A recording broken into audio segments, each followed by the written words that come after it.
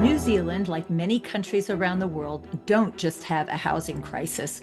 We have a housing system that's been designed to produce the wrong outcomes, which is creating harm to people and to the environment. Around the world, homes are unaffordable, developments often degrade ecosystems, and many neighborhoods leave people feeling isolated rather than connected. But right now, something big is happening in Aotearoa, New Zealand. Our government is rewriting the planning bill and the natural resources bills. These are laws that determine how every town, city, and rural community in this country develops.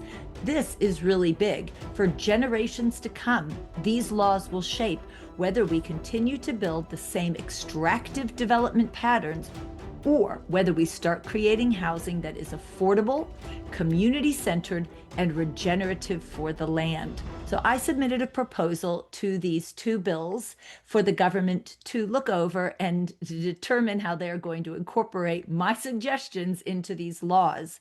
Now, you also have an opportunity. Although the submission has closed, it is not too late to influence the government about what you think is the priority, how we are developing our living spaces so that we can transform the way that we live in Aotearoa. And if you are not in New Zealand, I believe that this is still very relevant because the points I mentioned in the submission are relevant for everyone wherever to have a greater sense of well-being and resilience in place.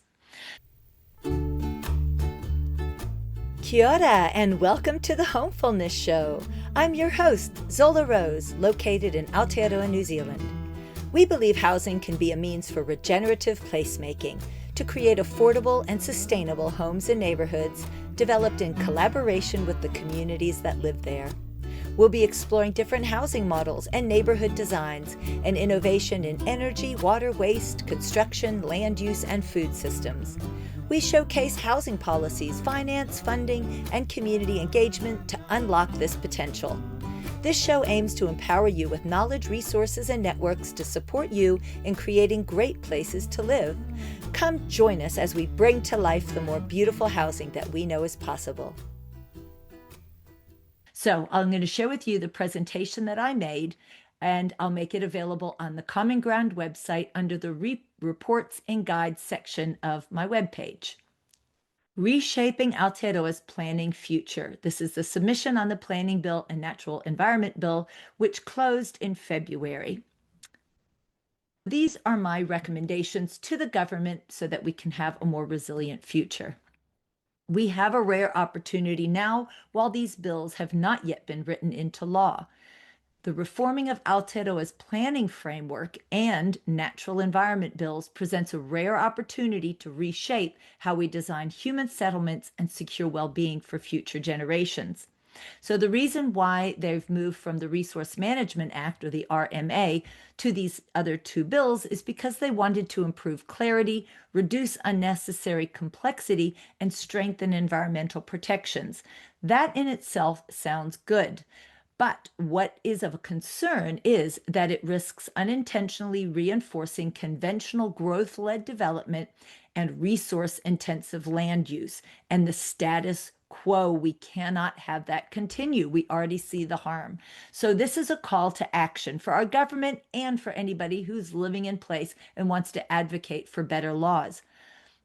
We're going to go further to the laws need to explicitly enable regenerative land use systems, community-led models, and structural affordability. I started with my recommendation on tiny homes because in the gap of where people can afford houses or rely on social government, there is a large group of people who are stuck in the middle, and they've resorted to tiny homes because it is affordable. But we've got a lot of problems with our planning laws that they do not see this kind of house within how it fits legally. So tiny homes do deserve a legitimate place in planning. I am living in a tiny home at the moment, and I'm kind of stuck in this gap, which is why I'm starting with this as really important because I also need to be legitimate. So this is an essential housing pathway that does have minimal infrastructure demand. It is currently ambiguous in our planning laws, which means that there's inconsistency in rules and disproportionate consenting costs, creating a lot of ambiguity and uncertainty and insecurity for people seeking more affordable housing. My recommendation to the government is to establish a national definition, a fit for purpose standard, and permitted activity status. Luckily, there's a woman, her name is Karen Flett, who did her master's degree in exactly this. We have the research available that the government can use to create this kind of fit for purpose planning. You can go to Karen Flett, that's FLETT.com, to download her research and these recommendations to the government for specifically tiny home policy. The other thing we find with our rural development is that the standards are that there needs to be one house per so many acres or hectares, meaning that a lot of houses are very far apart from each other and there's large swaths of land in between. This prohibits communities being able to come together and form neighborhoods in rural areas and use the land in common. So I am now recommending that we look at cluster housing in rural areas to restore ecology and build community. So cluster housing reduces land fragmentation and preserves open space. It integrates and combines food production, shared infrastructure, and biodiversity enhancement. Win, win, win. We do have international models that we can learn from. Wales has a central government policy called One Planet Development, where rural areas can apply for the special planning rule, where these developments will showcase the best in regenerative principles and create a way that they're living as if there's only one planet Earth rather than 7 as the current Western way of living is. So the recommendation for this policy is recognize in the national planning direction and provide conservation subdivision tools for this kind of cluster housing. Or eco-villages might be another way, or co-housing or cooperative housing or agri-hoods. Those are all ways of saying this kind of clustered housing, leaving common areas. And one specific type is called the circular economy village, which is specific for economy and energy and waste and water, that it is all a circular system. This is again integrating of housing, food, renewables, shared infrastructure, and waste minimization. The model is a closed loop and community-owned and resilient focused development. So my recommendation to government is to enable mixed-use, low-impact, integrated developments into the planning frameworks. We've heard a lot of talk about it's really a supply problem. If we just had more houses, everything would sort itself out. This is far from a supply problem. We have a housing affordability problem, which is not just going to be solved by building more. So we need a few clauses written into this law that are specifically for affordability. One of these is called inclusionary zoning or inclusionary housing, which has been used to great success in Europe and in the United States. Inclusionary zoning leverages density bonuses, reduces fees to developers, and expedites the consenting process. It has been used previously as a requirement for developers in certain areas, such as in Queenstown, but I do believe taking a more voluntary approach and allowing for there to be incentives to developers who include affordability, this is the way to move forward. Cooperative housing is yet to be in the New Zealand legislation. There is a PhD researcher who did her PhD law research on exactly this. How do we put cooperative housing into our legislation? I have interviewed Sophie for the Homefulness show, so you can go and listen to that specifically to get those details. We need that written into our legislation because it's really focused on affordability, reduces speculation, and shares land efficiently. And there is the community land trust model that removes land from the speculative market to ensure permanent affordability for future generations. So my recommendation to government is recognize, give funding, and give land to community land trusts, cooperative housing, and include inclusionary zoning, and recognize that housing is a fundamental human right and write that into law. I would like to see these bills and the law move from reduction of harm to actually maximizing regeneration, whether that be in cities or rural areas. One of the things about our land use planning is that a lot of it is given over to animal agriculture, which is an actually very inefficient way to use land. We have a lot of calorie loss, we have a lot of water loss, we have a lot of polluted rivers, and a lot of these production, their export, which looks great for GDP numbers, but in the end, it is not feeding Aotearoa. We don't have cheaper food in this country because of how much land we have given over to agriculture. The agriculture is for commercial crops and for export, not serving the people of Aotearoa. What I would like to see is more plant-based land use. So we need to look from switching from industrial animal agriculture, which uses about 75% of our agricultural land, requiring high water input and biodiversity loss. You'll see that in these areas, we don't have a lot of indigenous forests, and replacing that with plant-based systems, which use about a tenth of those amount of resources. So that would be less land and water would be needed if we were growing food for humans to eat directly, those plants. That would require a dietary shift as well, people moving from a more meat-centered diet to a more plant-centered diet, which is great. We can rewild our lands, we can do carbon sequestration with all the extra land that we've got, and give ourselves ecosystem restoration. So the recommendation to government is support diversification into plant-based food and fiber industries and enable land transition pathways for farmers. So just to sum up, in the current bills as they are stated, I see 6 big risks that we can actually shift into making amendments towards a more positive focus.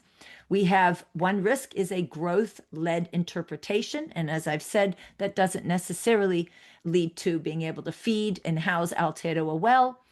And we've got, rather, we can embed ecological regeneration as our primary outcome rather than growth for growth's sake.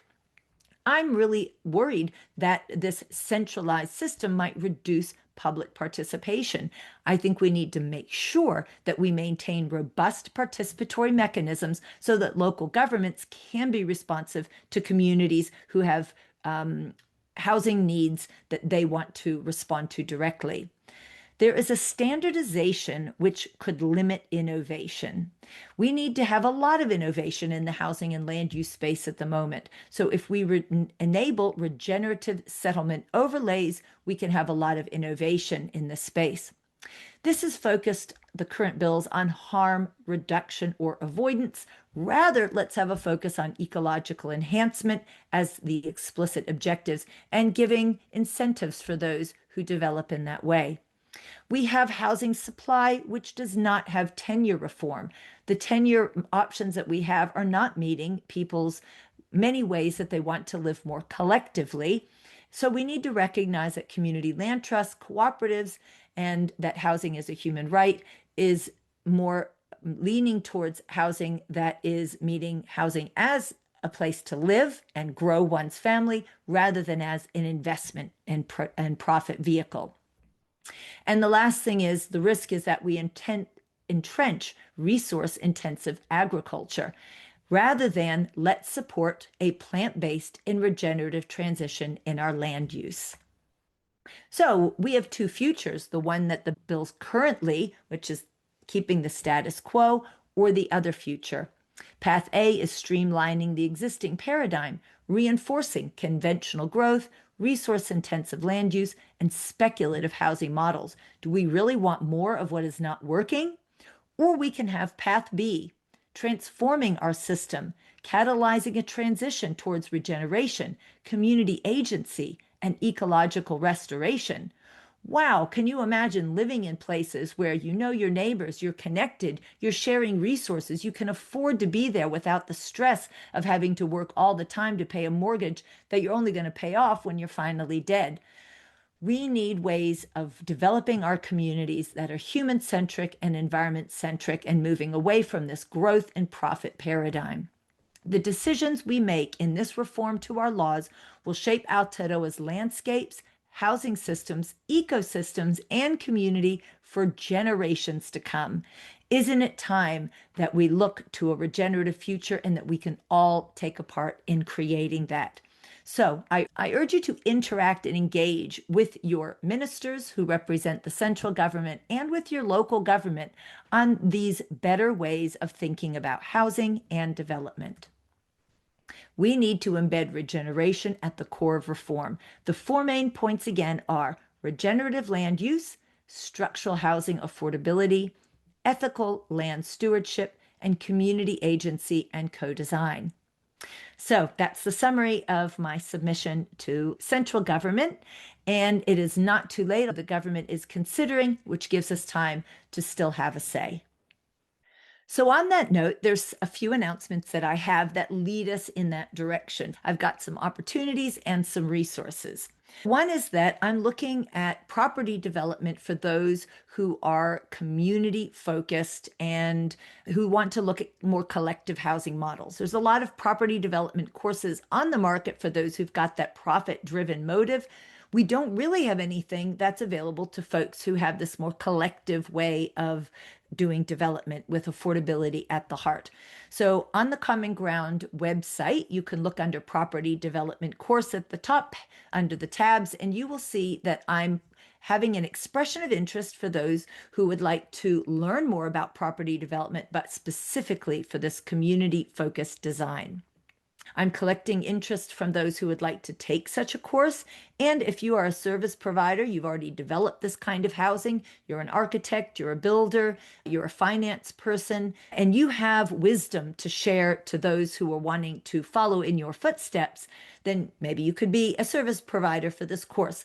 I'm collecting interest because I don't want to put together a whole course that nobody really wants. So your expression of interest is really important to me if you want to have such a course offered. Go to the webpage, read about it, put your details in there, and I'll send you more information. The other thing that I have ongoing is the Women Revolutionizing Housing Network. We had a hui in November. A lot of women showed up with some great projects they're leading. Some of these women will be coming as mastermind for us to hear about their presentation and ask them questions and learn more about how they're doing this development. Last month, I presented on I'm a part of a development team of two other women, and we're looking at developing an affordable tiny home eco neighborhood. Maybe it'll be an eco village. We're not quite sure yet, but I presented our basic thinking to date. And that was nice to hear other people who want to live in such a neighborhood and what could help us to inform our design thinking.